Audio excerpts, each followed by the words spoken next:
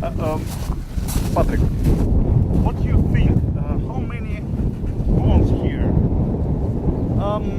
Well, just last year, I collected, at the request of the Joint Investigation Team, 72 pieces of bones. 72? Yes. And the first... different people, different bones. no, they were pieces of bones. The first 15 that I turned over in July, those were tested, and they came from 8 different people, 8 different passengers from MH17.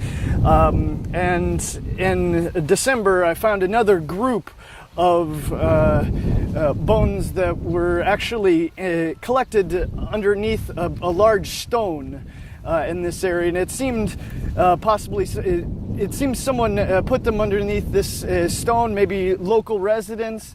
And actually, after the fact of collecting these bones, a video was brought to my attention that Anatoly Shary had filmed in August of 2015, showing that same stone, but not as many bones still under it. So it seems that during the years, locals have found bones in this field and kind of put them underneath that stone as a kind of a marker. Marker this place. Yes, and actually here is the stone itself that the bones were underneath.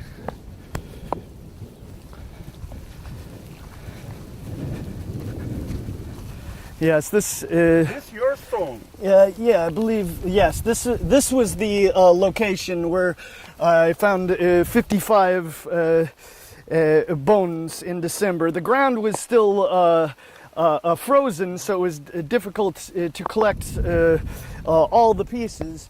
But here still seems that there's. Yeah, that seems like more bones here. This must have been underneath the soil when I discovered it. But there we can see 1, 2, 3, 4 more pieces of bones. And this is a little memory. Yeah, I think the locals or someone put them here and collected them. But all through this area, there's many pieces of bones. Every year I've come and I've made photos and reports showing the bones still here on the place. But Patrick, why burns here? Why? What do you think? What do you mean? Why the members of families not found here the bones? Well, I think the reason there are bones still here is many factors played into it. The one is this particular field here was the biggest fire. It's where the engines came down and the most intense inferno was. And unfortunately, many of the remains of the passengers were almost incinerated. So many bones were in very bad condition, very small. And it's and see, here's a piece of melted piece from metal from the plane itself. Yes, it's a piece. This is a piece. Yes, yes. This whole area here is still. I mean, it's just a stone. No, this is melted aluminum or some type of metal from the plane itself, because the fire was so intense here. It's melted a lot of the plane, and through this area, many pieces can still be, just small pieces of the plane can still be found, and unfortunately, pieces of. See, this is part of the insulation from the plane.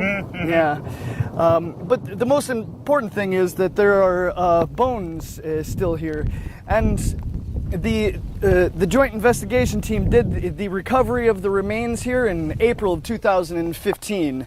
And during that time, as you know, it's the wet season here. So as it is now, the ground was very muddy, and I believe the reason they couldn't collect all of the very small pieces of bone was because it's hard to sift through mud, basically.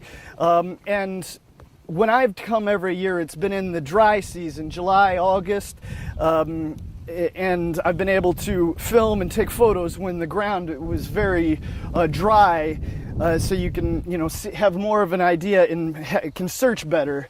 And that's what I think needs to happen. I think there needs to be another professional search to collect all the human remains. I mean, last year, as I said, the Joint Investigation Team requested me to collect some of the bones and turn it over to the DNR authorities, but I can't collect them all. There needs to be some sort of a professional search with qualified people to search for these remains, because throughout this area, every year more comes to the surface.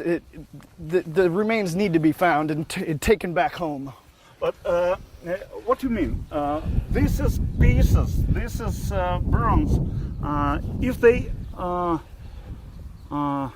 helping to know who attacked airplane.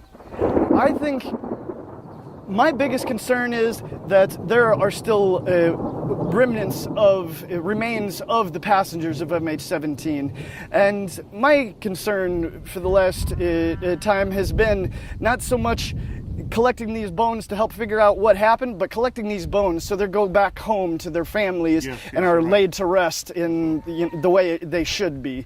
If my family members were on this plane or any plane in this situation, I wouldn't want my family members' remains still laying here in this field. I'd want them put to rest properly.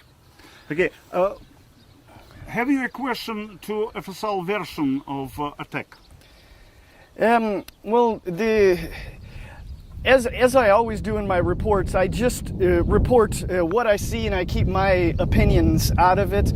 The only report, I've done many reports here at the MH17 crash site.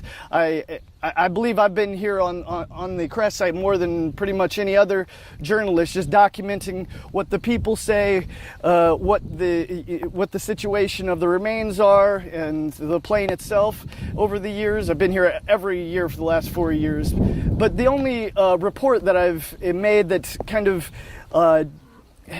points a bit of a issue with the official Joint Investigation Team story is last year when the investigation team said that the route of the Buk missile was from Russia to Lugansk to Donetsk along the main road going. I asked the Donetsk People's Republic authorities about this, what their opinion on it was, and they responded saying that, well, that road has many bridges on it, and the majority of those bridges can't handle a load of over 45,000 tons, which would be the Buk, the trailer.